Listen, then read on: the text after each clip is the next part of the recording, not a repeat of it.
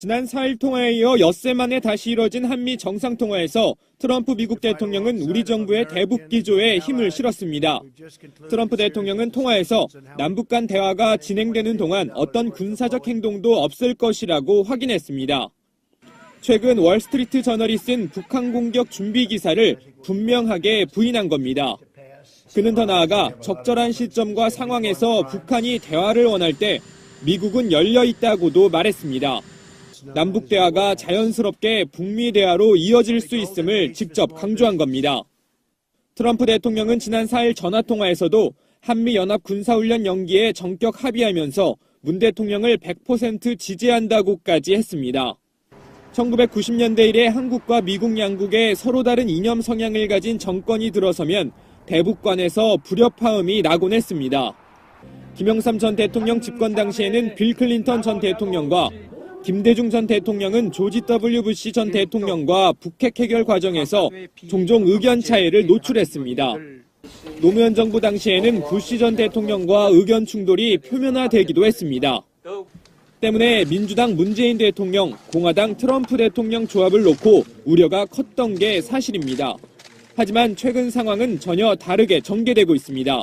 청와대는 지난 8개월 동안의 지속적인 노력으로 적어도 북핵 문제에 있어서만큼은 양국 정상 간의 신뢰관계가 확보됐다고 평가했습니다. 문재인 대통령과의 통화가 끝난 지 3시간 후 강요회의. He felt that the initial talk was extremely good, had a lot of good comment. Hopefully it'll lead to success for the world, not just for our country, but for the world. 백악관 대변인은 트럼프 대통령이 적절한 시기에 적절한 상황에서 북미회담을 여는데 개방적 자세를 보였다고 밝혔습니다.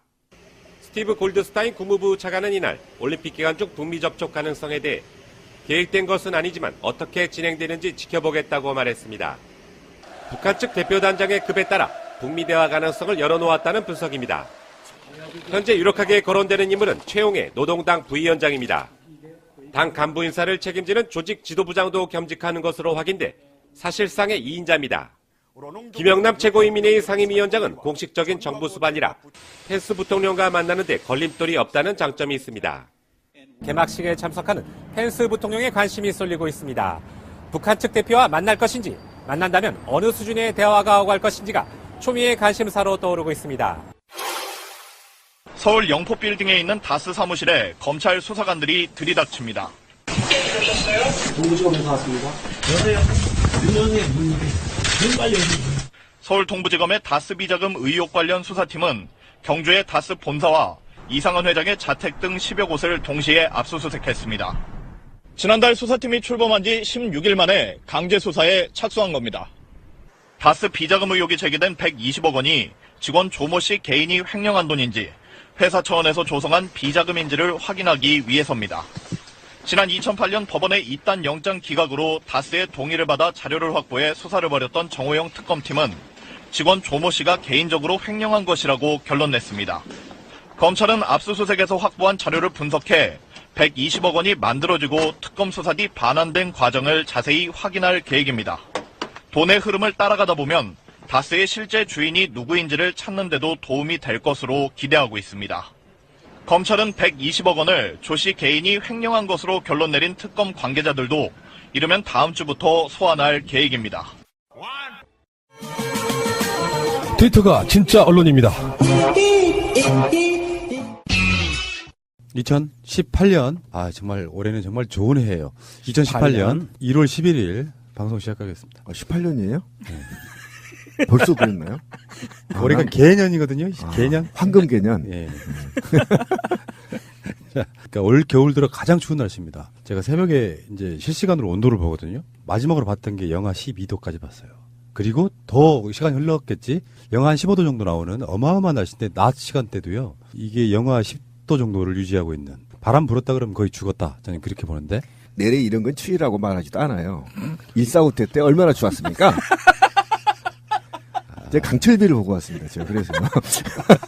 시공을 초월하시는 저분 있잖아요. 생 나이가 한 500살쯤 된다고 합니다. 네. 자, 신비님. 굉장히 오래 살았어요. 반갑습니다. 예, 어서 오시고요. 참, 어처구니가 없어서 참. 자, 신비님 보고 굉장히 귀여워하고 있는 우리 유명종님. 안녕하세요. 간밤에 그 추위를 온몸으로 맞으면서 돌아다니는 유명정입니다. 그렇지만 추위는 정말 싫어. 이불 밖은 위험해. 우리 마차님. 안녕하세요. 마차입니다. 요새 너무 추워서 오토바이가 시동이 안 걸려요. 오토바이 타시는 분이죠. 예. 요즘 위험해요. 춥기도 하고 빙판지면. 미끄럽지. 오토바이 위험합니다. 조그마한 그 오토바이 타고 다니면 예쁘겠다. 위험하다고. 자, 어쨌든 추운 날씨를 뚫고 오셔서 감사드리고요. 자, 마차님. 네. 지금 새날 달력. 그 유명한 새날 달력이 지금 매진, 사실상 매진인 거죠? 네, 펀딩도 성공적으로 마쳤고 지금 주문도 추가 주문까지 받은 것까지 전부 다 이제 소진이 되어서요. 더 이상 주문은 받을 수가 없는데 아직 입금을 하지 못하신 분들 자녀 분량을 조금 남겨놨기 때문에 혹시 몰라서 그래서 이번 주까지 입금을 해주시면 다 보내드릴 수 있고요. 오늘 이메일 보내주신 분 중에서 이병민 님이 계시는데 답장을 보내드려도 이메일이 자꾸 돌아와서 저희 쪽에 다시 한번 이메일하고 핸드폰 전화번호를 좀 남겨주셨으면 합니다. 네. 다른 분들은 아직 못 받으셨거나 입금하셨는데 그리고 신청은 하셨는데 입금을 안 하신 분들은 이번 주까지 정리를 해주시면 다 출고할 수 있도록 해드리겠습니다. 사실상 이제 품절이 된 건데. 네. 저도 이제 새날 대표 입장에서 감사드린다는 말씀드리고요. 악플 한 건 없이 정말 달력은 잘 만들어서 잘 팔았다. 그러면서 그 수익금은 세월호 4.16 기억저장소에 기부하는 걸로 여러분들의 어떤 뜻을 모아서 전달하도록 하겠습니다. 감사드리겠습니다. 방송하는 오늘 다스 본사를 압수수색했습니다. 검찰이 120억 원대 비자금, 이 조성 의혹, 요즘에 엄청나게 말들이 많죠. 정호용 BBK 특검에 대한 이야기도 있고 최근에 정호용 BBK 특검이 나는 잘못한 거 없다, 제대로 조사했다 이렇게까지 이야기를 하는 그 말도 안 되는 상황까지 왔는데 부끄럽더라고요. 역사 앞에 진실을 밝혀야 됩니다. 자기는 제대로 된 수사를 했다, 이런 식으로 이야기를 하고 있잖아요. 지금 이 다스 압수수색한 것은 며칠 전에 국세청이 특별세무감사를 들어갔잖아요. 네. 그 이후에 국세청은 돈에 관한 부분들 장부를 전문적으로 들여다보는 거고 검찰은 이제 증거 확보를 위해서 압수수색을 들어갔는데 두 가지 목적이라고 봅니다. 첫 번째는 지금 푸나님이 얘기한 것처럼 정호용 특검이 과연 제대로 했는지 덮어줬는지에 대한 자료를 확보하는 거예요.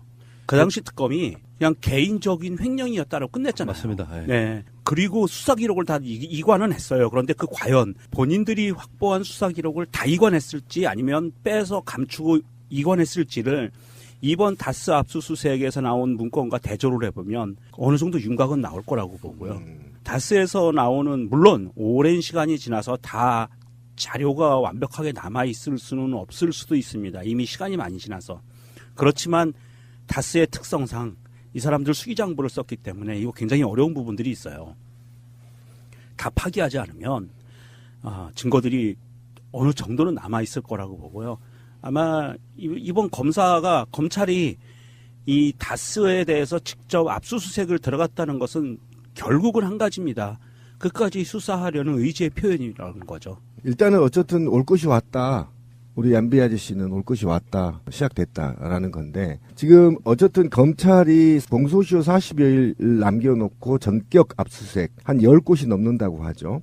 근데 실제로 제가 경주에 갔을 때 경주의 시민들은 MB가 경주 경제를 망쳤다 이런 소문이 많아요. 그러니까 지금 이거에 대한 대대적인 국세청이 굉장히 검찰보다 사실은 무서워요. 무섭죠. 네, 자본주의 사회에서 국세청에 한번 뜨면 정말 대단합니다. 국세청은 그 기업들 입장에서는 저승사자예요. 대단한데 거기에다가 이제 며칠 지나서 검찰까지 압수수색을 했단 말이에요. 근데 이게 제가 볼 때는 우리나라 검찰의 하던 행태를 보면 먼저 조사를 다 해놓고요. 이거를 증명한 증거를 확보하러 가는 거거든요. 그러니까 이미 조사는 끝났다 이렇게 보시면 되는 겁니다. 그런데 이게 사실은 아까 말한 대로 정호용이 주 타겟이라기보다는 BBK의 이제 실주인을 먼저 찾아야 이게 지금 문제가 된 거거든요. 그래서 전반적인 측면에서 봤을 때 검찰이 굉장히 다급한 상황이에요. 사실은 지금 40일밖에 안 남았기 때문에. 그래서 어쨌든 기소라도 해야 될 거 아닙니까? 그런데 기소장도 지금 못 만든 입장에서 이게 전반적으로 했다라는 이유는 일단 다스 주인을 검찰이 이미 찾았다. 그동안에 온 국민이 다스 주인이 누군지는 알았지만 검찰이 이제야 다스 주인이 누구라는 걸 알았고 그 다스 주인이 누구라는 것을 증명하기 위해서 압수수색에 들어갔고 세무서가 들어갔다. 그리고 이제 회의 공조처지까지 요구를 한 거 보니까 감을 잡았다 검찰이 이제 10년 만에. 그래서 저는 박수 한번 쳐주고 싶어. 안 치고 싶어요. 그래도 잘한 거야. 40일 남았잖아. 어쨌건 이 사건의 핵심은 간단합니다. 주가 조작과 횡령이에요. 바로 그거죠. 자기 돈이 아닌 돈을 우리 소위 삥땅 쳐서 자기 계좌로 집어넣고 그거라고 보시면 돼요. 그렇죠. 그러니까 이런 사건에 있어서 잘 생각해 보면은 만약에 이명박이라는 대상을 지우고 신비, 뭐 유명종, 마차 또는 뭐 이쪽에 있는 정치인분들, 기업하는 정치인분들 요렇게 묶어서 한 120억 정도 횡령하고 또 뭐 주가 조작하고 요거였다고 하면 더군다나 하나 더 있죠. 청와대나 외교부 등을 이용해서 돈을 찾아가는 것 같은 여러 가지 과정들을 보면은 그 죄는 뭐 지금 120억 횡령에 비하면 아무것도 아닌데 120억 횡령했다고 생각하면 이명박은 앞으로 예정되어 있는 그 앞길에 있어서 구속을 향해 가고 있다고 보시면 되겠어요. 그렇죠. 그러니까 우리가 이제 너무나 과거에 빨리 잃어버린단 말이에요. 그럼 10년 전으로 돌아가 보자고요. 이게 대선 때 불거졌단 말이에요. 그죠? 첫 번째가 가장 큰 문제가 뭐냐면 대선 때 이게 불거졌고 이게 다스 BBK 주가 조작이 밝혀졌더라면 최소한 MB는 대선은 물론이고 즉시 구속돼서 10년 이상은 살아야 됩니다. 주가 조작 굉장히 중범죄거든요.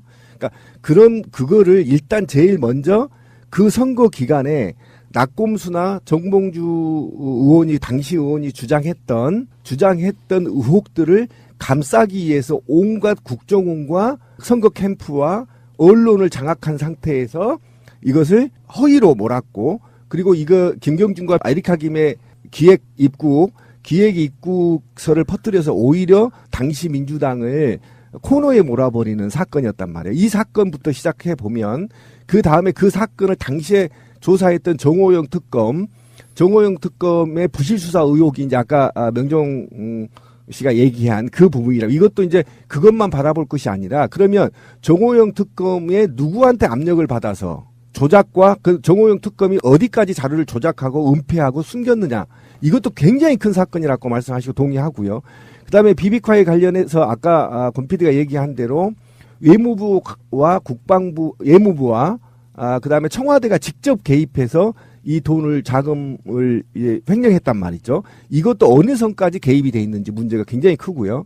그다음에 아까 제가 말했던 당시에 선거 캠프의 새누리당 의원들이 실세들이 개입된 정황이 드러나고 있죠. 이상은 당시 굉장히 실세였죠. 이상은 중심으로 한 이 사건을 덮기 위해서 어떻게 국회에서 방어박을 쳤는지도 저는 굉장히 중요하고요. 그 다음에 더 들어가 보면 편법 증여 여부와 관련 증여세 탈루 혐의. 그러니까 이 부분은 여러 가지가 있는데 예를 들면 이상은한테 바지 사장을 앉혀놨을 때 그때 바지 사장에서 넘어갔을 때 편법 증여. 이 부분이 또 이제 걸려 있단 말이에요. 그 다음에 현대자동차가 다스의 일을 몰아준 거에 관련은 또 특혜 범죄가 있단 말이에요. 그리고 이 특혜와 관련해서 미국 현지 법인에서 몰아준 5천여억 원, 500여억 원하고 그 가운데 120억 원이 이제 다스로 넘어갔다는 거 아닙니까? 그러면 이제 페이퍼 컴퍼니로 이 돈을 넘기는 데 있어서 페이퍼 컴퍼니가 한 여러 개가 있었거든요. 예를 들면 현대자동차에 납품하고 있는 다스 노스 아메리카나 그다음에 다스 존슨 컨트롤스 이 부분에 대해서 자금이 넘어가는 것 부분에도 지금 조사가 미국에 지금 수사 의뢰를 했다는 거 아닙니까?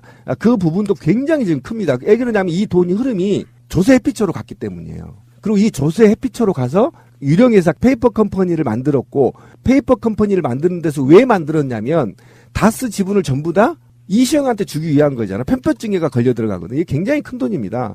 이것도 마찬가지로 중국 법인도 같은 맥락에서 보시면 되고.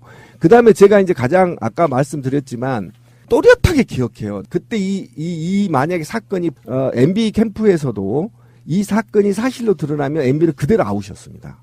완전 대통령직을 상실한 후보직을 상실하는 상태였거든요. 그런데 온갖 기획 입국설부터 시작해서 오히려 이 죄를 다 야당에 더 씌워버렸죠. 당시 여당이었나요? 더 씌워버렸고 그리고 이것들을 정봉주를 구속시키는 데까지 명예훼손을 여기까지 갔고 그 다음에 에리카 김과 김경준을 소환해서 구속시켰죠. 구속시켜 놓고 돈을 빼앗아갔잖아요. 이 과정에서 법무부와 구치소도 법무부니까요. 법무부와 누가 개입돼 있는 건지도 정확히 밝혀야 돼서 이 건 하나만으로도 저는 뿌리를 뽑아야 된다. 그 정호영 특검하고요. 당시에 그 특검으로 파견나갔던 검사 그렇죠. 일부는 이명박의 것으로 볼 증거가 없다. 이런 식으로 지금 우기고 있는 거예요. 근데 그 증거들을 더 찾아내서 이명박 거라는 확증만 지을 수 있다면 이것도 이제 어떻게 보면 약간 가치관이 좀 들어가는 부분인데 그렇죠. 이 정도 되면 이명박 거라고 할 수밖에 없지 않느냐 하는 그런 것들이 있는데 법적으로 이명박 것이라는 증거가 나올 수는 사실 없어요. 그 모든 지표들이 정황이라고 하잖아요. 법적인 용어로. 정황들이 이명박의 거심을 가르치고 있는데 정호영 특검과 검사의 이야기는 그런 거예요. 이명박 것으로 볼 증거가 없었기 때문이었다라고 설명을 하거든요. 근데 그 증거가 있으면은 바로 그냥 구속하면 되지. 그런 논쟁이 무슨 의미가 있어? 아니 근데 정호영은요 입이 100개라도 말을 못해요. 이 새끼는 짱돌로 한 대 맞아야 제정신을 차려요. 왜 그러냐면 아니 경리가 120억을 갖고 도망갔는데 너 그 돈 어디다 뒀냐 한마디만 물어보면 될 일을 무슨 소리예요. 더불어서 한 가지는 이미 2012년 10월에 다스 압수수색했던 기록이 있거든요. 그리고 이번에 압수수색을 한 것은 그때 당시에 압수물품 목록 리스트와 지금 리스트 그리고 특검이 수사 종료하고 인수인계해준 리스트만 비교해보면 정호영 특검이 어떤 일을 했는지가 그냥 루트가 딱 나오는 거예요. 확인이 가능하다고 봅니다. 그러니까 결국은 종합적으로 보면 이런 멍청한 짓을 계속했던 이유는 이게 멍청한지 모르겠지만 어쨌든 이시영이 다스 해외 법인을 장악하기 위한 자금으로 활용한 거 아닙니까? 그리고 결국은 지금 이시영이 다 장악하고 있다라는 겁니다. 그러면 이 돈이 이상은이 바지 사장으로 있다 하더라도 결과적으로는 실주인이 MB였고 MB가 이시영 자기 자식한테 세금도 내지 않고 고스란히 편법으로 아들한테 물려주는 과정이 돼 있는 거 아닙니까? 이건 현실이자 팩트고 지금. 그러면 실수인이 누구냐? 이상은 왜 지 조카한테 줍니까? 지 아들한테 주지. 이상은 거라면. 그리고 정호영이 얘기하다 지금 넘어갔는데 정호영이 당시 그 격리 120억 갖고 가는 거 있잖아요. 다 들통났잖아요. 본인이 쓰지 않았다는 거. 근데 왜 추가 조사 안 했죠? 왜 계좌 추적 안 했죠? 격리가 120을 갖고 나갔는데 자기가 도망가지도 않고 왜 지금도 근무하죠? 이거는 정호영이요. 진짜 입이 10개라도 말할 게 없습니다. 당신이 직접 나서서 국민 앞에 솔직하게 밝히고 죄를 받아야 돼요, 저 형은. 그 신비님이 제가 하고 싶은 말씀을 제가 할게요. 네. 정호영의 입을 짱돌로 조사합을 가. 사정없이 조사. 그걸 다시 넣어봐요. 자, 잠시 후에 다시 오겠습니다. BBK라는 수사 자문회사를 설립을 하고 여러분 이거 다 거짓말하는 걸 아시죠?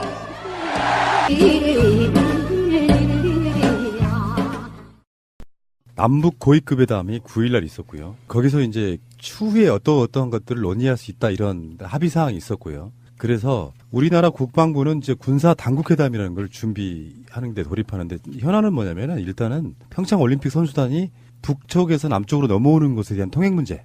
거기는 다 군인들이 지키고 있기 때문에 그런 부분하고요. 대북 확성기 중단. 확성기가 북한한테는 굉장히 가장 짜증나는 문제 중에 하나였었거든요. 우리도 짜증나요. 그러니까 우리 네, 쪽이 성능이 훨씬 좋대요. 짜증나잖아요. 그래서 그 확성기로 막아서 소리를 소음하게 만드는 그것 자체가 남북한의 냉전 같은 거잖아요. 그것을 중단하는 문제도 지금 논의를 해야 되고 등등. 그러니까 평창 올림픽으로 촉발된 남북 간의 대화가 이제는 군사적으로 옮겨가는 겁니다. 그래서 이게 긴장 완화에 있어서는 사실상 현실적인 조건에서는 저번에 서로 간의 통신선 지금 다시 개통했고요. 그렇다 보니까 지금 날씨는 엄청 추운데 남북 간 사이의 관계는 굉장히 뜨거워지고 있다 이렇게 말씀드리고 싶네요. 그렇죠. 그래서 빈부장지대는 지금 꽃이 다 폈다고 해요. 하도 뜨뜻. 그러니까. 예, 야, 막 열매 손놀이 들고 가야겠네. 막 새도 날아다니고. 저런 상상력 이뻐요. 아주. 꽃 보러 갑시다. 자, 지금 비무장지대 쪽에 벚꽃도 피었고요. 장미도 피었고요. 네.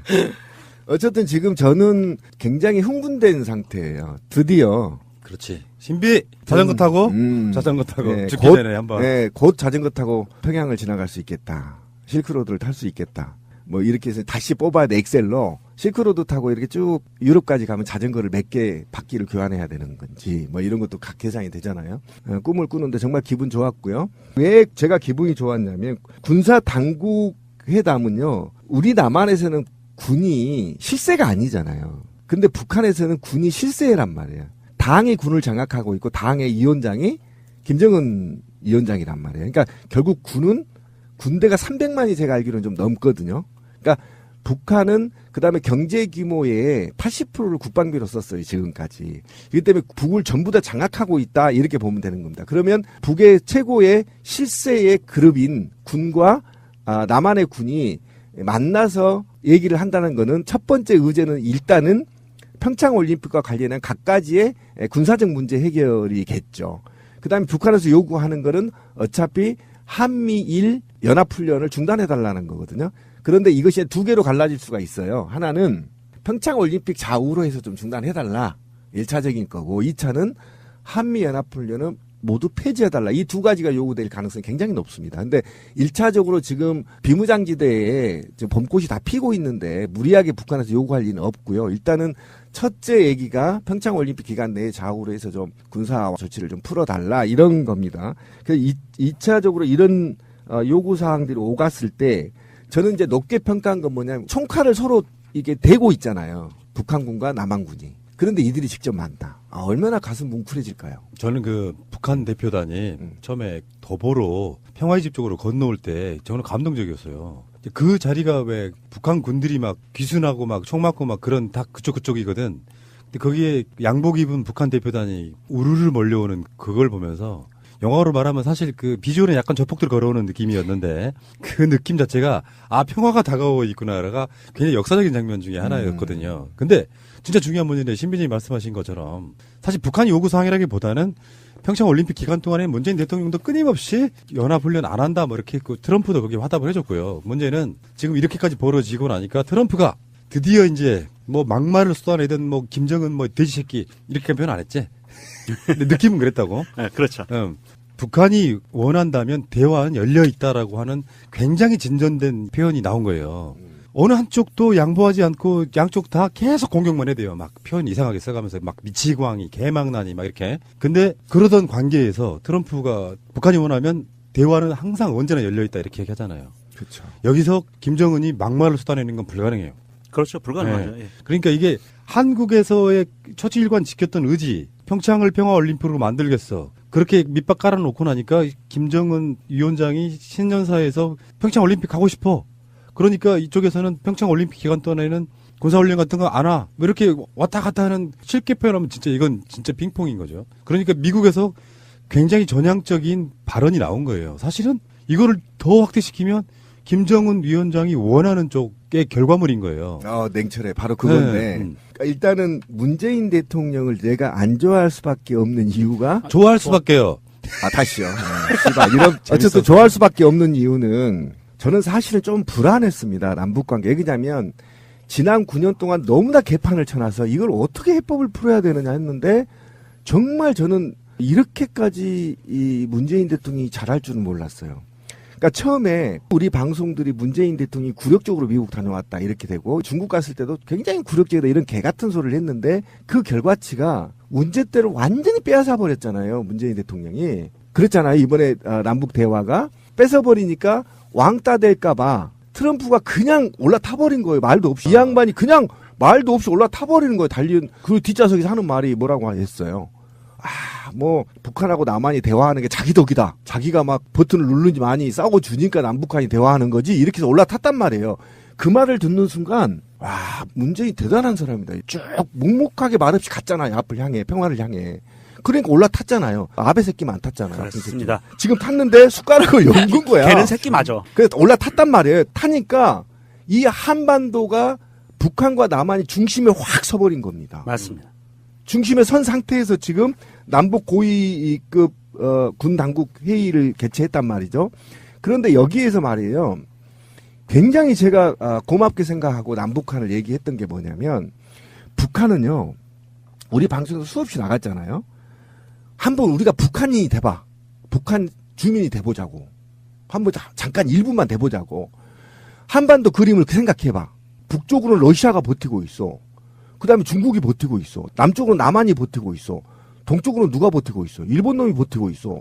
서쪽으로 누가 버티고 있어. 중국 놈이 버티고 있는 거예요. 그리고 얘네들은 공조훈련 안 하잖아요. 20년을 굶어서 300명이 죽는데도 외부한테 원조 부탁 안 해서 지들이 굶어 죽고 막 하더라도 버텼어. 자주국방, 자주경제. 그죠? 그런데 있잖아요. 인류에서 가장 제국주의였던 가장 무서운 무기를 갖고 있는 미국과 경제적으로 잘 살고 있는 일본, 그 다음에 OECD 경제대국 8인가 되죠, 우리나라가? 1, 3, 8. 이 세 개 국가가 연합훈련을 해. 어디까지? 코미테까지. NLL까지 왔다 갔다 해버려, 막. 막 스텔스 오고, 씨발, 막 이런 게 막. 얼마나 불안했을까요? 북한 주민들은. 또 전쟁 나나? 일단 김정일을 떠나서 또 전쟁 나나? 이런 생각을 하겠죠. 그러니까 자기들은 계속 살아남을 방법으로 어떻게? 핵을 만들 수밖에 없었던 겁니다. 그 핵을 만들었어. 예, 핵을 만들었어요. 그러면 핵을 만든 후에 북한이 원하는 게 뭐였죠? 평화협정이었잖아. 이거 우리 안 믿었단 말이에요. 이제 믿자는 겁니다. 그러면 북한이 이번 고위 당국자 회의 때 훈련하지 마라는 얘기는 완전한 평화협정하자는 겁니다. 이거를 다음 회의 때 요구할 겁니다. 그러면 대한민국은 급격하게 이제는 평화 모드로 가는 거고 남북 교류 되는 거고 경제 교류 되는 겁니다. 맞죠? 이게 맞물려 가면서 내가 와 문재인 대통령 정말 대단한 사람이다. 무서운 사람이다. 국가와 민족과 평화를 위해서 묵묵히 한 걸음 한 걸음 걸어가는 것이 이제는 존경을 넘어 두렵다. 정말 잘하고 있다. 그 트럼프가 말하고 있는 것들 결국에는 역사는 순리대로 가는 거예요. 잠깐 멈춰가기도 하고 뒤돌아가기도 하고 그런데 순리대로 가는 건데 그 순리를 믿는 사람만이 할 수 있는 외교술이라고 봐요. 맞아요. 정말. 그래서 트럼프도 확답을 일단 해줬고요. 남북 대화 동안에는 어떤 군사 행동도 없을 것. 그러니까 이 대화가 평창만 관련한 대화가 아니잖아 지금. 남북 대화가 계속 진행되고 있으면 그렇죠. 군사 행동 없을 것인데 아까 신비님 말씀이 정답이에요. 뭐냐면은 제가 군대에 있을 때 일정 기간 동안 정보 비용을 좀 했어요. 그때가 벌써 지금 몇 년 전이에요. 그때도 우리나라와 북한의 군사력 차이가 어마어마했어요. 그럼요. 더군다나 미국이 지금 하고 있고 우리나라 국방비 예산이 북한의 전체 1년 GDP랑 맞먹을 정도예요. 아까 말한 300만이라고 그랬잖아요. 실질적인 북한의 군사력이. 근데 그거는 그냥 구형 화기로 무장한 더군다나 예비군까지 거의 포함된 숫자일 거예요, 그게. 그러니까 그렇게만 비교를 해왔어, 지금 우리나라 수구 세력들이. 우리나라 군인들이 60만인데 북한은 300만이 넘어. 그러니까 우리는 전쟁 나면 중도다 이렇게 이야기를 해왔는데 북한은 돈으로 장비를 현대화시킬 수가 없어요. 그러니까 한 방에 자기들의 지킬 무기를 딱 하나 가진 게 바로 핵입니다. 그 첨단 무기들 이런 게 와가지고 그 근방에서 조금만 왔다 갔다 해도 불안하죠. 그 부분을 지금 트럼프가 한마디로 말해서 헛기침 한 번 한 거거든요. 그렇죠. 그것만으로도 한반도가 이렇게 평화의 기운이 깃드는 걸 보면 그런 면에서 약소국. 그리고 저는 이렇게 봐요. 이게 좀 더 나아가서 북한과의 관계가 좋아지고 북미 간 평화협정이 맺어지게 되면 주한미군도 철수를 해야겠죠. 아, 당연히 해야죠. 그래서 우리나라가 한반도에 있어서의 군사행동의 모든 결정을 할 수 있게끔 만들어줘야 되는 그런 부분까지 간다고 보는 건데 어쨌건 이 회담을요, 남북회담을 EU는 환영을 어마어마하게 했는데 심지어 한글로도 성명을 발표했어요. 오, 이례적이죠. 네. 대단합니다. 저 이거 보면서 나 EU에서 이런 일을 잘할 수 있는데라는 생각을 했네요. 그 모든 걸 직장으로 연결시키는 거죠. 관계자 누가 듣고 계시면 데려가십시오. 네. 네. 전 세계적으로 화약거들이 있어요. 뭐 중동에도 있고 아프리카에도 있고 뭐 중앙아시아에도 있고 있긴 한데 핵에 관련된 국제적인 분쟁은 좀 덩어리가 크잖아요. 그 세계 대통령이라는 트럼프가 맨날 막 트윗 싸대면서 이렇게 말폭탄을 막 날리는 상황에서 근데 정작 한반도에서는 이렇게 신스 문재인 대통령으로부터 생겨난 이런 이 흐름이 지금 꽃을 피고 있어서 이야기 들어보니까 진짜 우리나라 정부 청와대하고 국방부 쪽은 정말 살얼음판 걷는 듯이 조심 판 안 깨려고 엄청 노력하더라고요. 그러겠죠. 근데 저는 이제 우리 애청자분들이나 우리도 이제 약속을 좀 해야 될 것 같아요. 그리고 북한은 우리가 싸워야 할 대상이 아니라 그 다음에 북한이 원하는 건 평화협정이에요. 완전한 평화협정, 영구 평화협정. 이거를 국제사회에서 정확히 하고 지금 북한이 원하는 건 저기죠. 자기들이 지금 1년 예산에 7, 80%를 국방비로 쓰는 거를 거의 20% 다운시켜서 이제 국방비 지출 안 하고 경제개발에 지금 투자하겠다는 거 아닙니까? 거기에 대해서 평화협정이 큰 모멘텀이 된다는 거 아닙니까? 남북한이. 그럼 여기 몰아줘야 되는데 세계는 지금 우리가 바라는 게 뭐냐면 지금 자유한국당을 중심으로 그다음에 일본 아베 제가 오랜만에 이 말을 할게 절대 삭제하지 마세요.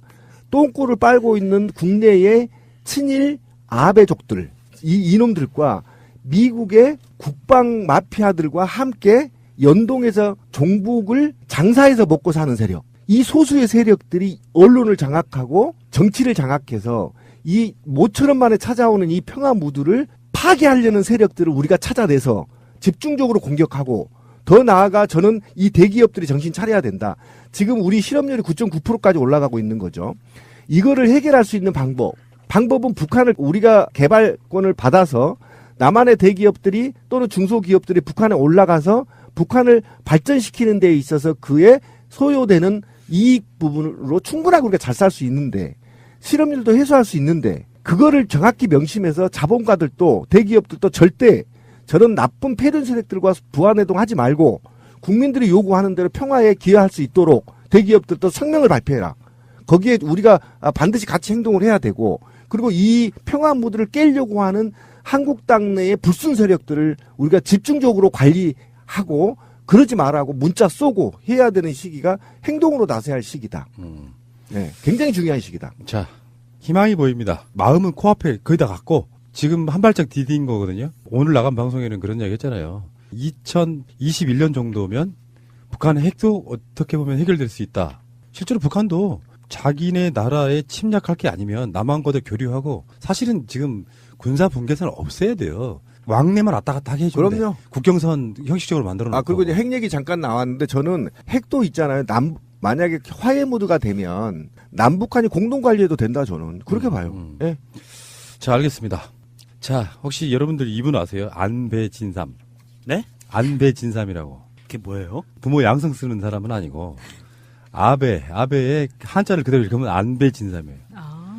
시진핑은 어떻게 쓰죠? 아시잖아요. 습근평. 이 보도 아베가 평창 올림픽에 지금 위안부 합의에 관련한 우리나라의 조치 때문에 안 와라고 보도한 신문이 박근혜의 7시간을 보도했던 산케이라서 저는 다 믿지는 않습니다만 일정 정도 그런 흐름이 있다는 것 같고 어쩌면 이런 게 있어요. 극우나 이런 어떤 의도를 갖고 있는 보도 매체들은 먼저 오보를 일부러 내요. 그래서 감정이 막 북받치게 만든다거나 자기들의 클릭수를 유도한다거나 그런 짓거리들을 하는 거거든요. 그런 면에서 봤을 때 아베 신조가 우리나라의 평창 올림픽 때 안 온다고 하는 것은 일종의 한번 흘려보는 꼼수가 아닌가 싶은 생각이 좀 들어요. 사실 그 일본 정부의 공식적인 반응은 안 간다가 아니고 가는 것을 보류한다였어요. 공식적인 반응은 보류였고요. 이게 지금 일본에 있는 안 씨가 이거 안철수 안 씨하고 똑같네요. 안배진삼 씨가 아니야. 그러니까 아버지가 안 씨고 네. 어머니가 배 씨하는 그런가? 거예요. 안배진삼 씨가 그럼 안진삼 씨네. 진삼 씨가 사실 이 일본 정부에서 공식적으로 나온 입장이 보류라는 것은 누가 나 좀 데려가줘예요. 그렇죠. 나 못 가라고 못 박는 순간 전 세계에서 왕따가 되는 거고요.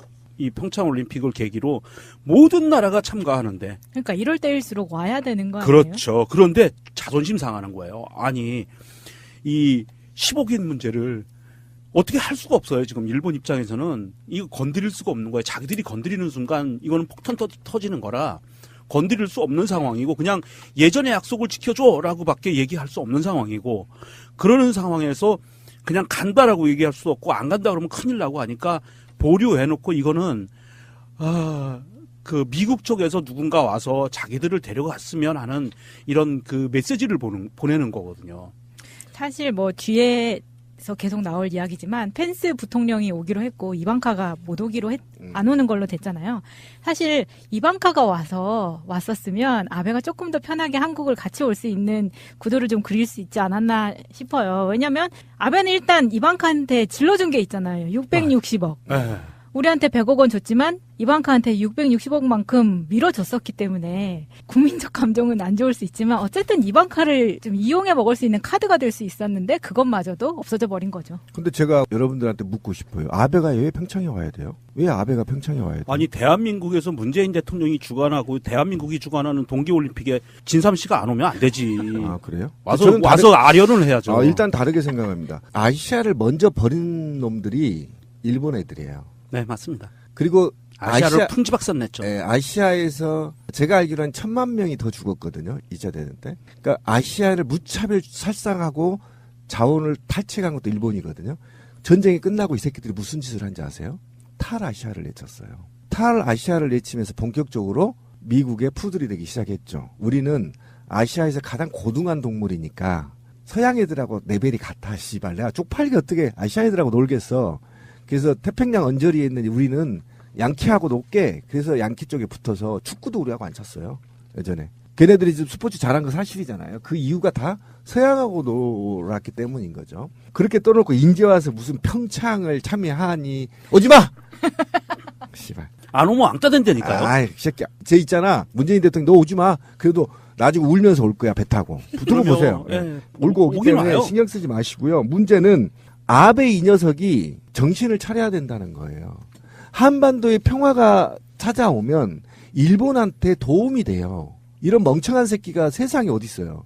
통일이 되면 아무래도 통일이 되면 일본과 한국의 수중도로도 놓을 것이고 그러면 물류도 다 육로로 통해서 갈 것이고 얼마나 좋아요. 그리고 자기들이 대륙으로 진출할 수 있는 교두부를 확보한단 말이에요. 그런데 남북한이 막혀 있어. 그러면 지금 일본이 경제가 계속 하락하고 있잖아요. 추락하고 있단 말이에요. 그런데 아직도 종북 팔아서 미국에 똥꼬 빨면서 먹고 사는 시대가 아니란 말이에요. 일본도 이제 자립을 해야 돼. 미국에서부터.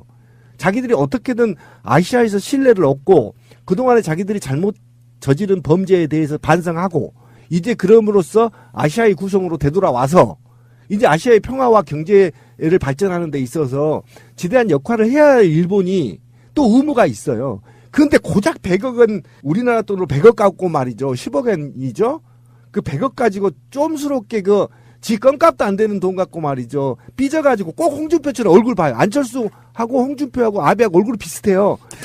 안 심하다니까? 비슷해요. 삐진 것 보면 오기가 가득 차가지고 맞아요. 이마에 네. 비슷해. 왜 오기를 부리냐고 아베가 그냥 오케이 잘한다 평화 가자. 자기도 평화기금 내겠다. 앞장서서 내서 나중에 남북한이 좋아지면 쥐들 또 유럽, 시베리아, 몽고, 인도 이쪽으로 술춘포 판매하는 데 있어서 부산에서 선적해서 쭉 그냥 차로 가면 돼요. 열차로. 그럼 물류비용도 작게 들고 자기들 좋거든. 근데 왜 목리 부려가지고 꼭 홍준표처럼 말이야. 목리 가득 차갖고 눈빛도 제대로 국민들 못 보고 그러냐는 거예요. 그냥 당당하게. 그러니까, 피해의식에 젖어가지고. 그러니까 그 부분은 이렇게도 봐요. 그러니까 미국과의 관계에서 일본은 중국과의 극하게 대립하는 부분에 그 미국의 대리자로서의 어떤 역할이었잖아요. 그렇죠. 중국에서는 받아들일 수 없는 위안부 합의를 한국과 이끌어내면 국내 정치용으로도 굉장히 자기들끼리는 이득을 좀 보는 측면인데 그 시민님 늘 말씀하시는 것처럼 박근혜가 어떤 약점을 잡혔는지 말도 안 되는 합의를 해준 게 사실인 거고 아베가 이런 식으로 이제 뭐 온다 안 온다는 확정된 보도로 좀 보기는 어렵고요. 약간 이간질 좀 불을 질러주는 어떤 언론의 농간 같고 어쨌건 아베는 안 오게 되면 아까 말씀하신 것처럼 국제적으로 사실 더 망신거리가 될 가능성이 높아요. 네, 촌스럽죠. 미국은 지금 펜스 부통령이 대표단을 이끌고 참석한다고 그러고요. 그러니까 실제로 올 수 있으면 정상들이 와서 축하해주고 그러는 건 나쁠 것이 아니죠. 근데 신비님 말씀처럼 아베 안 와도 우리한테는 생책이 나는 건 없어요. 맞습니다. 그리고 우리가 반대쪽으로 생각해보면 아베가 문재인 정부가 촛불혁명 정부로 탄생했기 때문에 거기에 대한 애우를 해야 돼요. 그래서 과거의 페룬 정부와 관련해서 졸속적으로 저희가 했지만 한국 국민한테 미안하다. 충분하게 사과하고 앞으로 한일 관계가 이웃처럼 잘 지내자 이 한마디만 하면 돼요. 그 한마디를 왜 못하냐고 아베가. 그러면 한국인들도요. 일본에 대한 우호적 시각이 있기 때문에 일본과 금방 또 다시 풀린단 말이에요. 근데 그 말 한마디를 왜 못하냐고 촌스럽게. 자 그런데 사실 그 위안부 그 합의에 대한 진상 규명을 해서 외교부가 발표를 했고 며칠 후에 광경화 장관이 우리가 어떻게 할 거야. 오늘 방송에도 나갔습니다만 파기가 아닌 것도 아니고 긴 것도 아닌 표현은 그렇습니다. 파기는 안 한다인데 니들이 준 돈은 돌려줄게. 그리고 우리가 바라는 건 진정한 사과지 이따위 돈 아니야 이거니까 전체적인 내용 맥락으로만 보면 사실상 파기한 건데 파기란 말만 안 했을 뿐이에요. 근데 이게 여론조사 결과가 나왔는데 여론조사 결과를 보니까 처리 잘했다가 63%고요. 잘못했다가 21%예요. 국민적인 아젠다 세팅에서는 이 정도면 무난하게 잘 처리했네 라고 지금 받아들이고 있는 거거든요.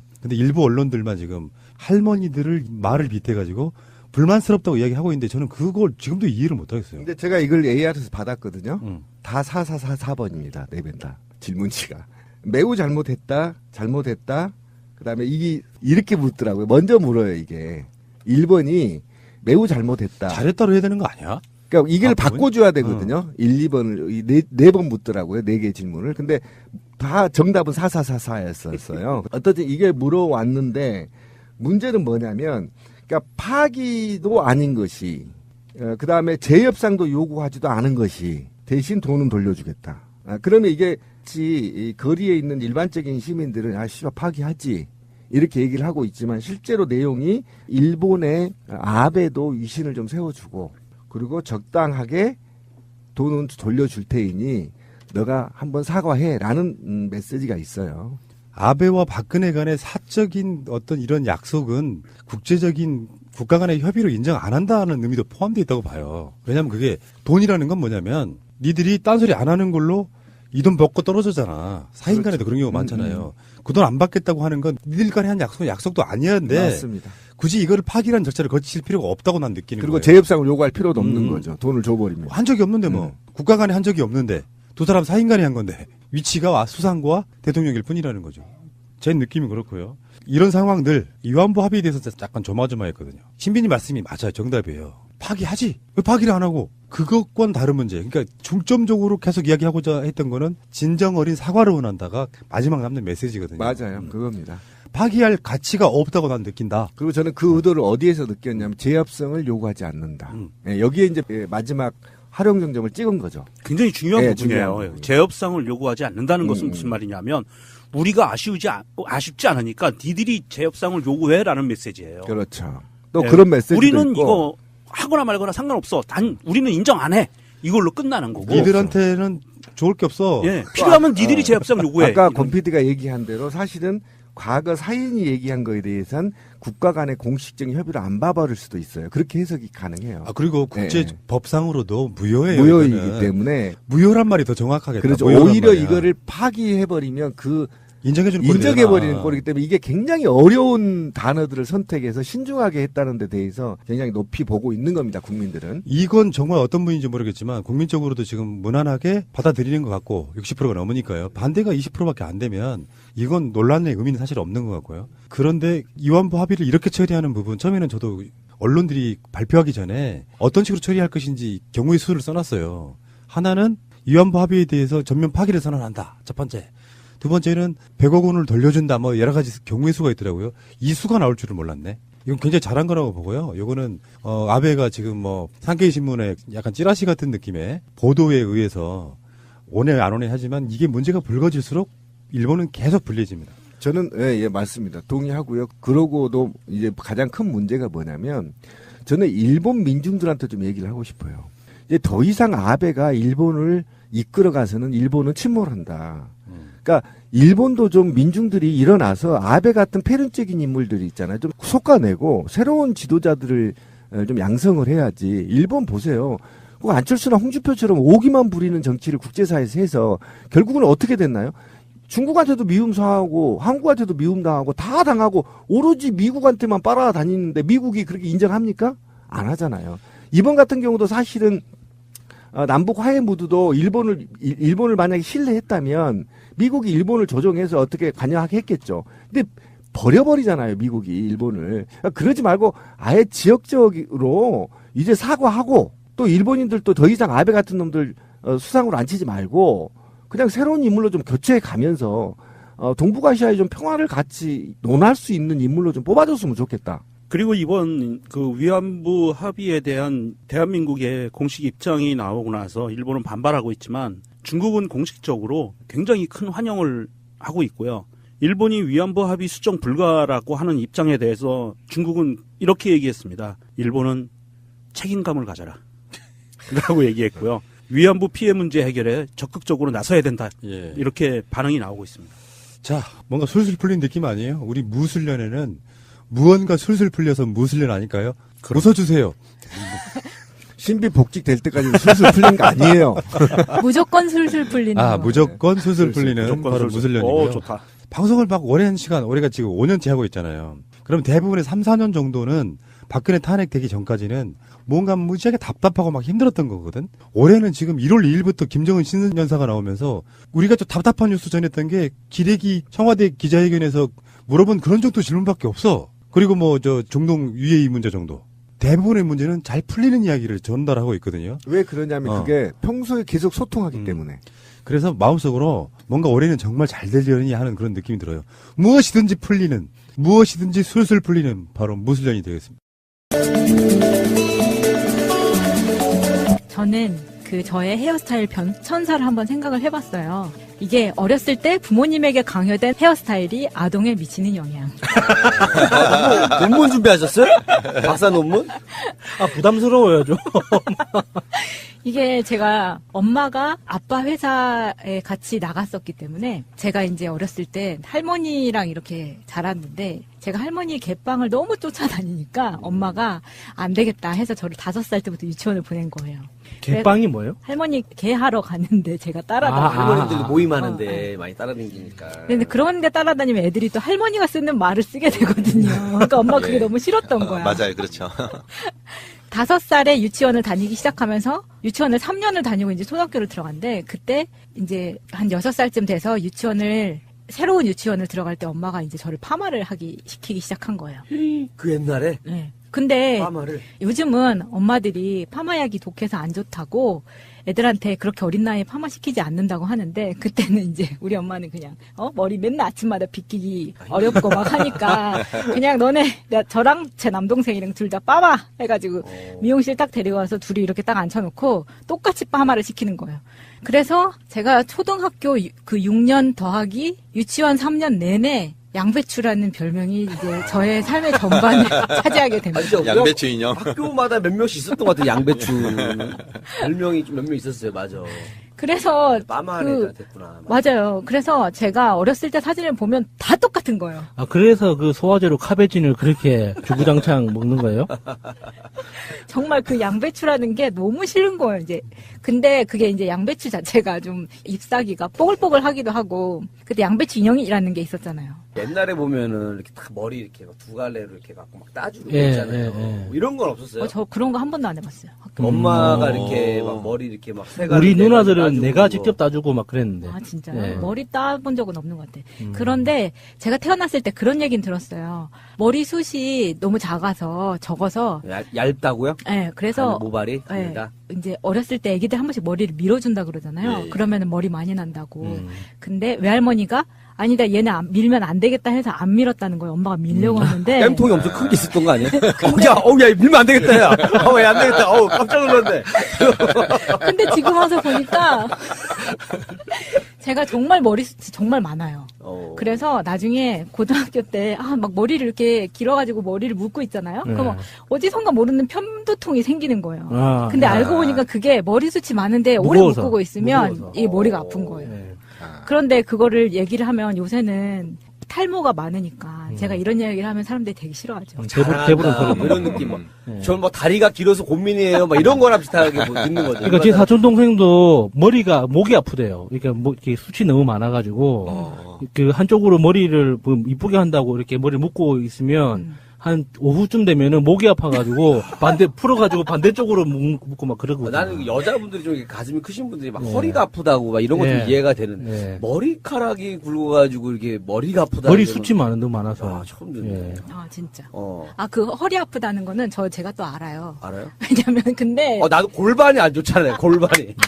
너무 커가지고 골반이 안 좋아. 골반이 안 좋아요. 많이 틀어졌어, 골반이. 근데.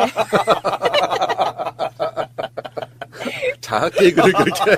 왜 자학입니까? 골반 안 주는데. 잘한 개그지. 이건 잘한 개그지. 팩트 개그. 잘한 개그예요, 이거는. 자학이 아닙니다. 근데 그거는 사이즈가 변할 수도 있나요? 남자들은? 아니, 그래도 기본 크기라는 게 있으니까, 기본. 평상시 변신 전 크기가 있기 때문에 괜찮아요. 기본빵. 아니, 제가 대학교 초년생 때쯤에는 뭐 이런 말 해도 되나? 막 D컵 막 이래서 그게 이제 유전인 거예요. 그러면 되게 힘들어요. 허리 아프고 막 그런다고 그랬어요. 맞아요. 제 친구 중에도 고생하는 애들이 있었어요. 고생을 하게 돼요. 근데 저처럼 이제 키가 작은데 뭐 이렇게 되면 되게 힘든데 나중에 살이 한번 쫙 빠지면서 다 없어져 버렸어. 다이어트 하면서 좀 아쉽지 않으셨어요? 사라진 가슴을 찾습니다. 사라졌는데 그때는 그게 지방이 많이 껴 있었다는 얘기인데 안 좋은 거라는 걸 몰랐어요. 나 좀 옷 좀 가볍게 입고 싶다라는 생각이 더 많이 했었지. 나중에 이렇게 후회하게 될 줄은 몰랐지. 아무튼 그러니까 유명한 테니스 선수가 딱 가슴 축소 수술하고서는 우승했잖아요. 맞아. 제 친구 중에도 축소 수술한 애도 민첩성을 있어요. 떨어뜨리는 거예요. 그러니까. 근데도 확 줄이진 않더라고. 조금 줄이더라고. 가감하게 줄이진 않았어요. 나중에 어떻게 될지 모르겠어. 나중에 은퇴 후도 고래 한 거지. 은퇴 후도. 축소 수술이 확대보다 위험해요. 위험하죠. 조금 줄여가지고 했는데도 우승했어요. 바로. 지방흡입 수술 같이 그렇게 인식을 해야 되는 거군요. 뭔 얘기하다. 아니, 머리가 무거워갖고. 맞아. 좀 머리가 아팠다. 얘기했어요. 근데 학교에서 보면은 그렇게 머리숱이 많은 애들이 있어요. 그래서 여기 머리가 엄마가 제가 기억하기에도 머리가 이렇게 길어서 머리를 항상 따고 다니는 여자가 있었는데 걔는 항상 이렇게 고개를 쪄서 줄게 되는구나. 아우, 도도해. 쟤는 항상 도도해. 머리가 무거워가지고 이렇게. 턱을 이렇게. 그래서 근데 이제 나중에는 이게 스치는 가위가 생겼잖아요. 그렇죠. 그래서 가면은 정말 이제 숱을 많이 치는 거죠. 근데 제가 중학교 때쯤 들어갈 때는 이제 다 단발머리를 하잖아요. 근데 지금처럼 그때는 그런 파마가 없어서 그 스트레이트 파마라고 있어요. 혹시 예, 예. 들어보셨어요? 네, 네. 들어봤어요. 머리를 피는 건데 그때는 이게 판에다가 머리를 대가지고 이렇게 쭉쭉 피는 거였어요. 붙이는 거. 예, 예. 그런 식으로 해서 단발일 때는 단발머리가 여름에 시원할 것 같잖아요. 여름에 제일 더운 게 단발머리예요. 왜요? 그래서 차라리 묶는 게 나아. 아, 이게 목이 머리 바람 다 들어오면 시원할 것 목을 가리고 있기 때문에 진짜 답답해요. 차라리 묶는 게 훨씬 나아. 그래서 여름에는 단발을 치는 게 아니에요. 네. 그런데 이제 중고등학생 때는 어쩔 수 없으니까 그렇게 다녔는데 나중에 대학교 들어오면서 이제 광주에 가면은 그 도청 옆에 예술 미용실이라고 머리를 아주 예술로 잘라주는 데가 있어요. 예술 미용실. 그래서 제가 처음이자 마지막으로 엄마가 이제 데리고 가서 그때 딱 학교 들어가기 입학식 직전에 거기서 머리를 잘랐는데 근데 되게 막 너무 특이하게 하고 싶은 거예요. 그래서 앞에서 보면 단발인데 뒤에서 보면은 머리 긴 거 있잖아요. 예, 예. 그렇게 이중으로 제가 머리를 자르고 오렌지색으로 염색을 한 거예요. 뭐야. 까져가지고. 아니, 약간 그 다방 하시는 분들이 많이 하는 헤어스타일 아니에요? 그래서 이제 그렇게 하고 학교를 좀 다녔는데 나중에는 그때 사진이 지금처럼 이 모바일이 없으니까 그때 사진이 저한테 하나도 없는 게 너무 아쉽더라고요. 근데 제가 나중에 커져 보니까 제 머리가 반곱슬인 거예요. 그래서 반곱슬이면 여자애들이 뭐를 제일 하고 싶어 하냐면 매직 파마를 제일 하고 싶어 하거든요. 매직으로 머리를 쭉쭉 피는 거예요. 긴 생머리 하는 거. 찰랑찰랑한 거. 네. 그래서 그게 나왔을 때 정말 획기적인 파마 기술이라고 생각을 했었던 거죠. 저는 그 머리 한참 길렀을 때 매니큐어를 꼭 한번 해보고 싶어가지고 한번 해봤었어요. 남자분이 네, 매니큐어를 아니 머리 매니큐어. 머리 매니큐어. 그러니까 매직 파마 하고 그 영양펌 중에 하나로 그 코팅을 하는. 맞아요. 코팅하는 거. 그걸 매니큐어라고 하잖아요. 근데 그거 하고 나서 그게 벗겨지면 더 지저분해진다고 그러던데? 예, 할 때는 굉장히 이뻐요. 하고 난 직후에는. 저도 그만큼 기르고 다닌 적이 있었는데 예. 이제 오토바이 헬멧 쓰면 머리가 딱 나오잖아요. 예. 일부러 그렇게 하고 다녔었죠. 까진 느낌 확 온다. 까진 느낌 확 온다. 아니 까진 건 아니고 집사람 태우고 다녔는데. 안전을 위해서 머리 잡으라고. 맞네요. 맞아. 안전벨트 식으로 머리 잡고 타라고 이렇게. 근데 나중에 학교 다니면서는 염색을 꽤 많이 했는데 그때 왜 제가 작년에 6개월 계속 긁은 다음부터는 염색약이 정말 무서워서 못 하겠는 거예요. 예. 그래서 그 이후로 지금 제가 염색을 안 하고 있는 거거든요. 근데 지금 와서 제일 힘든 거는 뭐냐면 왜 남자들은 귀 파주는 방 있잖아요. 지금도 네. 있는지 모르겠는데 있긴 있죠. 귀를 파준다고 하잖아요. 예. 귀만 파주는지는 모르겠는데 근데 왜 흰머리 뽑아주는 방은 없냐는 거죠. 나는 그 사업 아이템인데. 머리 뽑아주는 거. 네. 근데 왜냐면 머리 쪽에서만 뽑아야 돼. 다른 쪽에서도 뽑을 수가 있기 때문에 다른 털에서도 고를 수가 있어요. 다른 말 많으니까 그게 머리를 한정만 짚고 하게 되면 모르겠는데 많아요. 은근히 좀 흰털이 많이 난단 말이에요. 아니 근데 은근히 이렇게 보면은 이렇게 막 넘겨보면은 흰머리가 나는데 전 지금까지는 다 뽑았거든요 제가. 근데 그 얘기하시다. 뽑지 마세요. 어머니도 이제 안 뽑아드릴 때 시원하다는 거. 검정 머리 뽑을 때 안 그러는데 흰머리는 맞아요. 뽑으면 시원하대요. 예, 제 집사람도 맨날 시원하다고 아들한테 뽑아달라 그래요. 뽑으면 그래요? 시원하다고. 신기하다. 다른 거랑 느낌이 다른가 봐요. 그게 흰머리는. 저는 이제 너무 많아서 뽑을 상태가 지금 넘어간 굉장히 거예요. 자연스러워서 안 하시는 게 더 나은 예뻐요, 것 지금은. 같은데 예. 저는 또 머리도 곱슬이에요 원래. 그럼 염색하세요? 아니요? 지금 안 하세요? 예. 근데 흰머리가 하나도 없잖아요. 이거 많아요. 밖에서 봐서 예. 모르는 거야? 어때요? 그러니까 만약에 흰머리, 그러니까 약촌인 같은 경우는 흰머리 뽑아주는 방 가서 만약에 하잖아요. 그러면 여자분 반백이 팔 빠져요. 팔 빠져. 그러면서 다시 공부해야겠다. 이거 내가 힘들어서 못 해먹겠다면서 다시 돌아갈 것 같아. 다른 길로. 저는 그게 그렇게 되게 궁금하더라고요. 난 흰머리 뽑아준 게 옛날에는 부모님들이 100원씩 줄게 해가지고 예. 시켰었잖아요. 근데 그런 거 그랬죠. 말고 진짜 비즈니스 아이템으로 좀 하면 안 되나? 왜냐면 염색하기 싫은 사람도 있잖아. 맞아요. 어느 근데 정도 뽑을 머리 염색할 때 그 염색약을 머리에 바르면 그 염색약이 두피에 닿잖아요. 맞아. 그러면 그게 이제 그 염색약이 두피에서 이게 약간 두피를 녹이는 느낌이 나잖아요. 되게 열이 싹 나면서 그래요. 그 저는 한 번도 안 해봤어요. 유명한 데 다니시는 거 아니에요? 염색가 제가 공장에서 하시는 거 아니에요? 염색을 진짜. 근데 나는 원단 공장에서 하시는 거 아니에요? 그 느낌이 좋았거든요. 뭔가 이제 이렇게 머리가 머리 손상시킨다는 느낌이라고 해야 되나? 이렇게 뭔가 약간 열이 싹 나면서 이렇게 막 그런 느낌이 좋아가지고 항상 이렇게 뿌리 염색을 옛날부터 했었어요. 근데 그 뿌리 염색할 때도 두피에 닿지 않게 하라 그러잖아요. 아, 원래 그래요? 조심해서 해야 되는 건데. 내가 한 데는 다 싼마이였나 봐요. 아, 구로공단에서 염색하시는 거 아니에요? 거기서 진짜 막 염색약에다가 머리 감겨주고 막 이런 데서 하는 거 아니에요? 그게 몸으로 다 흡수된다고. 아, 내가 너무 저렴한 데서 했나 보다. 모기가 민감하단 말이에요, 머리가. 그래서 예. 그 염색약 좀 안 좋은 거 쓰고 그러시면은 머리가 띵하다고 그러고 우리 어머니 같은 경우 골 아프다 그래요. 골 아프다고. 그러니까 그 다니던 데서 안 가고 딴 데 가서 하고 오시는 어느 날 머리가 너무 아프다는 거예요. 막 이유를 찾아보니까 그거가였어요. 그러니까 염색약, 미용실 바꾼 거예요, 어머니가. 빠마할 때. 그 정도로 민감하시더라고요. 그렇군요. 그래서 이제 그 미용실 하니까 제가 갔던 특이한 미용실 몇 개를 생각을 해봤었는데 하나는 왜 예전에 낙곰수에서 그 탁현민 씨가 낙곰수 멤버들이랑 같이 파리에 간 적이 있어요. 기억나시는지 모르겠는데 그 파리에서 막 재밌었던 이야기 그 탁현민 씨 아니었나? 아무튼 그 파리에서 이야기 중에 뭐가 있었냐면 자기가 옷을 고르러 이제 쇼핑을 막 이렇게 돌아다녔는데 어디에 문이 열려 있어서 거기에 들어가서 옷을 이렇게 코트가 걸려 있길래 막 구경을 했더니 사람들이 막 소리를 지르면서 약간 뭐라고 알아들을지는 못했는데 막 뭐라고 하면서 내보내더라는 거예요. 그런 얘기를 한 적이 있었어요. 기억이 안 나세요? 낙곰새에 있었어요, 그 에피소드가요? 네, 네. 다 들었는데 왜 기억이 안 나지? 그게 아니었나? 아무튼 그게 있었는데 그게 뭐냐면 그 프랑스에서는 겉옷을 입고 남의 집에 안에 들어가는 게 약간 결례예요. 그러니까 거의 현관에 옷걸이 있는 데다가 다 벗고 들어가는 거거든요. 근데 이제 그거를 착각하고 거기서 옷을 고른다고 이거를 보고 남의 옷을요? 네. 그러니까 그 미용실도 그렇게 돼 있었던 거예요. 미용실도. 그러니까 앞에서 벗고 들어가는데 이제 거기서 이제 남의 옷을 이렇게 손대고 있으니까 나가라고 막 하는 거죠.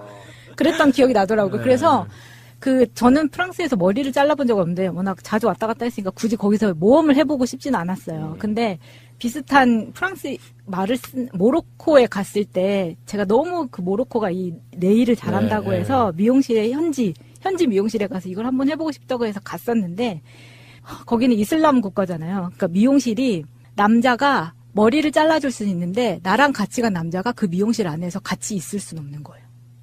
그래서 그 남자는 나가서 기다려야 되는 거예요. 그게 너무 웃긴 거야. 머리 자르다가 중간에 또 음악 나오면 또 절하고선 다시 자르고 이러진 않아요? 이슬람 국가면은? 모로코는 모르겠어요. 그래요? 네. 그럴 것 같기도 한데요. 근데 거긴 되게 웃겼던 게 M으로 시작하는 비즈니스는 다 국왕이 갖고 있는 거라 그랬거든요. 국왕 가족들이. M. 그래서 맥도날드도 국왕이 그거 가져와가지고 자기네 여기 쓰고 그런다 그랬어요. 그래서 M으로 시작하는 대형 마트들 막 이런 것도 다. 대형 사업. MB 사업. 막 그런 MB. 큰 사업 이런 거. 그랬던 게 있고 우리나라에서는 애견 미용실 가본 적 있으세요? 전 한 번도 없어요. 우리는 집에서 깎아요. 그러니까 저도 그 얘기를 하고 싶었어요. 제가 집에서 깎아보려고 보통 막 우리 이모들도 보면은 애들이 어리면 그냥 집에서 깎는 게 낫다고 집에서 깎기도 하더라고요. 그래서 뭐 어때 나도 한번 해보자 하고 막 너무 또 거금 6만 원짜리 이 바리감을 산 거예요. 한번 해보겠다고. 그게 카페 가면 다 막 나와 있어요. 그 리뷰 보고 사야 돼요. 저도 이제 최근에 이제 바꿨는데 괜찮더라고요. 정말? 네. 그래서 저도 이제 그거를 사가지고 하려고 하는데 일단 강아지를 잡을 수가 없으니까 이게 너무 위험한 거예요. 내가 잘라주기가 너무 힘든 거예요. 그러니까 마취총 쏴가지고 이렇게 기절시킨 다음에 하면 안 돼요? 근데 그게 미용실에서 이제 쓰는 방법이기도 한데. 그래요? 그러니까 약간 마취를 시켜서 잘라주는 거예요. 뭐 너무 나대니까. 근데 그게 안 좋은 게 그러고 나서 애들이 되게 아픈 경우가 있어요. 급격하게 스트레스를 받는 거죠. 그러니까 미용실 자체가 그렇게 좋은 건 아니에요. 갔다 오면 무조건 스트레스 받거든요. 근데 제가 그때 잃어버렸던 강아지 있잖아요. 그 강아지를 처음 미용을 하고 얼마 안 돼서 잃어버린 거였는데 그때 그 시주였는데 어떻게 잘라줬냐면 양 네 발을 털을 조금만 남겨놓고 나머지를 싹 짧게 잘라서 마치 붙이시는 것처럼 그렇게 했단 말이에요. 그러니까 정말 예뻤었거든요. 그렇게 딱 하고 이제 다 씻기고 난 다음에 거기에는 전자레인지 같이 생긴 게 있어요. 그래서 그 안에다 강아지를 쏙 집어넣으면 거기서 바람이 막 나와가지고 강아지를 순간 딱 이렇게 뽀송하게 만들어주는 거예요. 다 말려주는 거예요. 요즘은 드라이 해주는 거구나. 네, 강아지 많이 키우는 집은 그거 사서 집에다 갖다 놓기도 하더라고요. 맞아. 있어요. 그거 비슷하게 하는 거 있어요. 맞아. 그러니까 무슨 뭐 드라이기를 어떻게 꽂아갖고 키면은 이렇게 전체적으로 이렇게 바람 나오게 하는 것도 있고. 그거 한 번 미용하는데 한 3만 원 정도 되지 않아요? 네, 3만 원 정도면 싼 거예요. 기본이 3만 원인 거예요? 그러니까 저도 직접 처음에는 깎아요. 6만 원 바리깡 사서 평생 쓰면 되지 했는데 그게 도저히 안 돼가지고 이 중고나라에서 팔고 다시 데리고 갔거든요. 아니, 나도 제가 직접 자르거든요. 가끔씩 이제 잘라요. 근데 집에서 잘라주는 게 제일 좋기는 해. 네. 강아지 저 잘 스트레스 잘라요. 안 받으니까. 저 바리깡 많이 해봤어요. 강아지 이렇게 하잖아요. 근데 이제 그 강아지 자를 때 이제 좀 이제 힘든 게 등이나 이런, 등 쪽 있잖아요. 등 쪽은 괜찮아요. 편해, 자르기가. 등하고, 근데 얼굴 부분하고, 또 앙컵 강아지 같은 경우는 앞에 이제 꼭지 있잖아요. 꼭지. 예. 꼭지가 이제 밀다 같이 조심해야 날아갈까봐. 맞아, 조심스러운 예. 거. 잘 해야 돼요. 그런 게 있군요. 예, 좀 조심해서 잘라야 되고, 목욕시킬 때도 보니까는 막 뭐 어디 뭐 엉덩이도 짜줘야 되고, 좀 많더라고요. 이게 은근히 손이 많이 가요, 강아지가. 맞아. 털도 해야 되지, 뭐, 주사도 맞춰야 되지. 주사도 어머니가, 집에서 하세요? 네, 어머니가 그게 주사도 제일 이제 나아. 다 여러 마리 키우는 아줌마들. 네, 제가 봤을 땐 얘기 듣고서는 주사 놓는 것도 저는 집에서 했거든요. 요즘은 동물 약국 가가지고 약 사서 그거 좋죠. 네. 놓고 그리고 그 미용할 때 스트레스 많이 받으니까 가장 인기가 많은 데가 어디냐면 마취를 안 하고 미용사가 강아지를 잘 다뤄서 잘라주는 데인데 그게 쉽지가 않아요. 사실은 미용사들이 많이 다치거든요. 그 말은 들었어요. 네. 그래서 저도 그 강아지 잃어버리고 나서 그 길을 산책을 많이 왔다 갔다 했었기 때문에 해방촌에 그 애견 미용실에 원장님한테 지나가는 길에 잃어버리고 나서 일부러 들어가서 이제 저 그 강아지 잃어버렸다고 이제 또 울고불고 난리를 쳤거든요. 그러면서 얘기를 하다 보니까 거기 원장이 되게 귀엽게 생긴 남자였어요. 근데 얘기를 하다 보니까 나랑 동갑이고 이 사람이 이전에 그 SBS 짝에 나왔던 사람인 거예요. 그래서 나중에 막 찾아보고 여기서 나왔던 사람이 기사도 나고 막 그랬었거든요. 근데 이제 내가 막 그렇게 난리를 치니까 그때 그 선생님이 제가 그 20분 동안 강아지 잃어버린 이야기할 때 너무 짧아서 얘기를 못했었는데 여기 중간에 그 애견 미용실 원장님하고 저하고 같이 차를 타고 신촌을 가서 한 이틀을 같이 그 사람이 찾아줬어요. 그래서 신촌역에서부터 2대 방면으로 주택가를 다 돌면서 계속 이제 못지야 이걸 했었거든요. 모텔이 많은데. 그래요? 유독 그쪽만 계속 돌았다라는 얘기가 있는데 유독 다른 데도 많은데 유독 그쪽하고 신촌하고 이대 그쪽이 많거든요. 좋은 정보 감사합니다. 거기 많거든요. 네. 근데 그 사람이 정말 착해가지고 나중에는 그냥 되게 그렇게 고마웠었는데 그때 못 찾고 나니까 그리고 거기가 이사 가고 나서 다시 만나지는 못했어요. 그런데 미용실 생각하니까 또 그 선생님도 생각나고. 연락 주세요. 우리 마차님이 기다리고 있습니다, 지금. 네, 여기까지 제가 생각해본 미용실 헤어스타일의 이야기였습니다.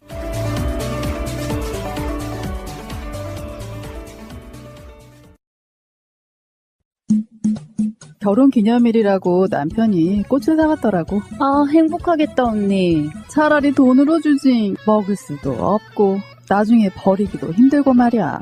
그러나 마음을 전할 때 꽃보다 좋은 것은 없습니다. 인생에 있어서 돈이 전부는 아닙니다. 꽃은 기쁨과 슬픔을 함께합니다. 새가 날아든다와 연대하는 전국 꽃배달 자미원 꽃집 010-3608-7576 여보, 고마워.